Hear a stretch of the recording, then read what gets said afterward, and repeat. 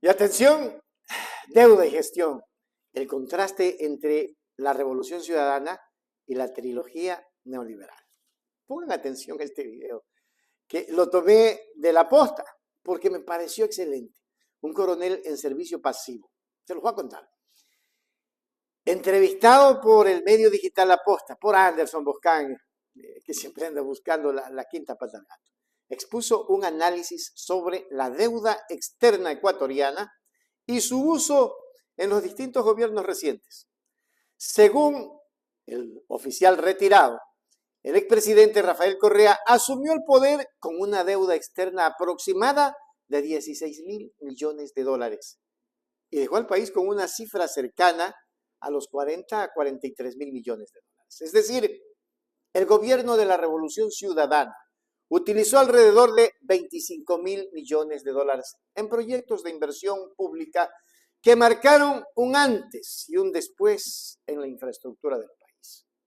Soy un ciudadano de a pie, pero de lo que he escuchado a personas expertas en la materia, como el economista Marco Flores y otros, hablamos de las siguientes cifras. El gobierno de Correa recibe un país con aproximadamente 16.000 millones de dólares de deuda externa y entrega después de 10 años un país con aproximadamente 40.000 millones de dólares de deuda externa. Es decir, 25.000 millones de dólares gastó el gobierno de Correa. La obra pública está a la vista. Está a la vista. No hay. Yo cuando recorro las carreteras, cuando me hago atender en el hospital, percibo eso. Cuando veo la maternidad Luz Helena Arizmendi, percibo eso. Cuando me voy al Hospital del Sur, percibo eso. Cuando visito en mi viaje a Baños o a Cuenca, las hidroeléctricas, percibo eso. Entonces hagamos un ejercicio matemático. Pongámosle malversó los fondos, por no decir robo. Ok, el gobierno de Correa malversó los fondos. ¿Cuánto malversó los fondos? 70.000 millones, dijo el señor Moreno. 70.000 millones, dijo el señor Lazo. No sé si el actual presidente se refirió a alguna cifra. Pero ellos manejan la cifra de 70.000 millones. Ok. El señor Correa malversa 70.000 millones, se los lleva a su casa y hace esa obra pública. Sale el gobierno de Correa, viene el triunvirato. Moreno, Lazo, Noboa. 8 años, casi igual tiempo. Y duplican la deuda externa. La deuda externa está en 80 y pico de millones, miles de millones de dólares. Indíqueme una escuela. Indíqueme un colegio. Indíqueme una represa. No 10, 12, no, una. Una primera piedra. El puente de San Vicente sabe que casi ya no era necesario hacerlo.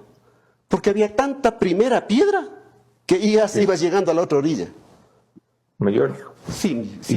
Permítame tratar de entender. ¿Y por qué le da usted tanta importancia a las obras? Quiero decir, porque siempre que vienen aquí los analistas, se habla mucho, no de las obras, sino se habla mucho de que si el Estado es la democracia, que si la justicia es independiente, que si la libertad de expresión, que si el crecimiento económico, pero me ha interesado mucho escucharlo, hablar tanto y tan pronunciadamente de las obras.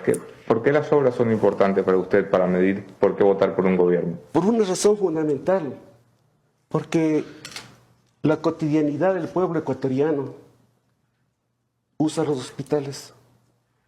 La cotidianidad del pueblo ecuatoriano usa los colegios del milenio, las universidades. La cotidianidad del pueblo ecuatoriano se ha visto beneficiado por el plan de becas. Eso es lo que percibe el pueblo ecuatoriano. El pueblo ecuatoriano no está metido en los líos de la justicia, de la fiscal, de los jueces. No. Necesita hacer algo para sobrevivir. Necesita algo para alimentarse. Entonces, Por eso me doy mucha importancia a la obra pública, generadora de trabajo, generadora de empleo, generadora de bienestar. Y perdóneme, inclusive muchísimos empresarios han dicho que en esa época estuvieron mejor, fueron prósperos. Y eso es lo que uno quiere para el país en el que se nació y al que se le defendió. Porque mi patriotismo no está en tela de duda. No está en tela de duda. Porque nosotros como militares nos enseñan a ofrendar la vida de ser necesario, pero en términos prácticos, no retóricos. Oiga, mayor, pero se ha resaltado el tema de las obras y también que algunas de estas obras hoy por hoy no se ocupan, ¿ok? En este momento, con los liderazgos que hay en la Revolución Ciudadana, ¿qué opina usted de cómo están ellos? ¿Cómo los ve? Y esa es la razón por la que voto, porque es un tema orgánico. Yo no me imagino un gobierno de la Revolución Ciudadana o progresista, llamémosle para no ser. No me imagino a un gobierno de la Revolución Ciudadana sin hacer obra pública. No me imagino a un gobierno de la Revolución Ciudadana indolente con la niñez, indolente con la desnutrición infantil, indolente con los migrantes. No me imagino. ¿Qué opina de Luisa? Soy gonzalista, antes que correísta. Okay. Creo que es una mujer de mucho coraje. Es un lujo de dama. Es una mujer que viene de la ruralidad manabita. Sabe, conoce, tiene experiencia. Ha estado junto a un líder histórico de la Revolución Ciudadana, que es el economista Correa. Tiene todo clarísimo, tiene unos planes muy concretos para cada uno de los problemas. No son problemas que se los puede solucionar de la noche a la mañana, pero se los va a solucionar. Definitivamente se los va a solucionar. Esa es mi confianza. Anderson. Mayor, y si esta vez no gana la RC, ha tenido dos elecciones, que ha estado a punto y se ha quedado allí.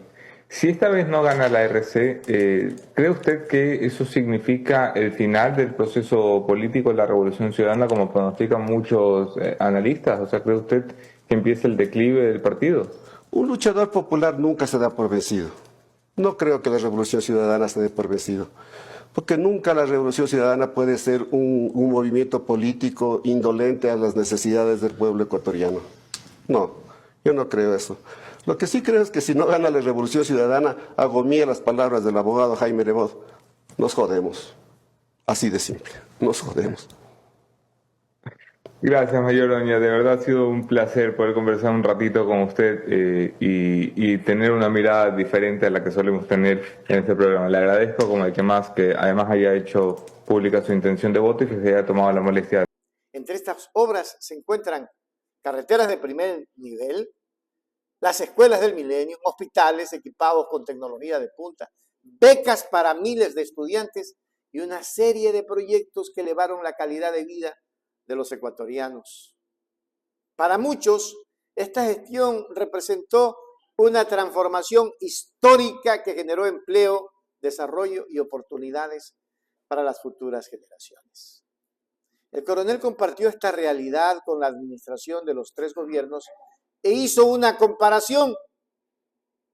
Lenín Moreno, Guillermo Lasso y Daniel Noboa, a quienes acusó de no haber realizado ninguna obra de relevancia, pese a que la deuda externa se ha disparado hasta los 80.000 millones de dólares, 40.000 millones más. Si en el gobierno de Correa se invirtió en el pueblo, en la trilogía de Moreno, Lasso y Noboa, la pregunta es, ¿dónde está la plata? Expresó el oficial retirado en la entrevista. El periodista Anderson Boscan le pidió que mencionara una sola obra. Le dijo, mencióneme una obra, mencióneme una sola obra durante estos tres gobiernos. La respuesta fue elocuente. No se ha construido ninguna represa, ninguna carretera, hospital o universidad que justifique el endeudamiento acelerado en 8 años del país. Por eso es que quiero que tengan este video guardado y se lo enseñen al Florino. El contraste es evidente. Mientras Correa utilizó la deuda para construir un Estado con infraestructura sólida, los gobiernos que le sucedieron han duplicado la deuda sin que exista un beneficio tangible para la población. La falta de inversión pública ha llevado al deterioro de los servicios, el abandono de hospitales y escuelas y la crisis de empleo que afecta a miles y miles de ecuatorianos.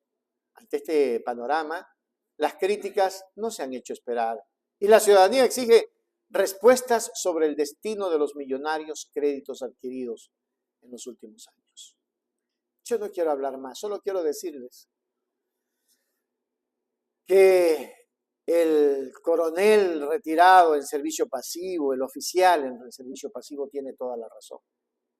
Y que venga alguien de la derecha a decirme qué hizo Noboa, qué hizo Lasso y qué hizo Moreno y por qué nos endeudaron tanto y dónde está ese dinero.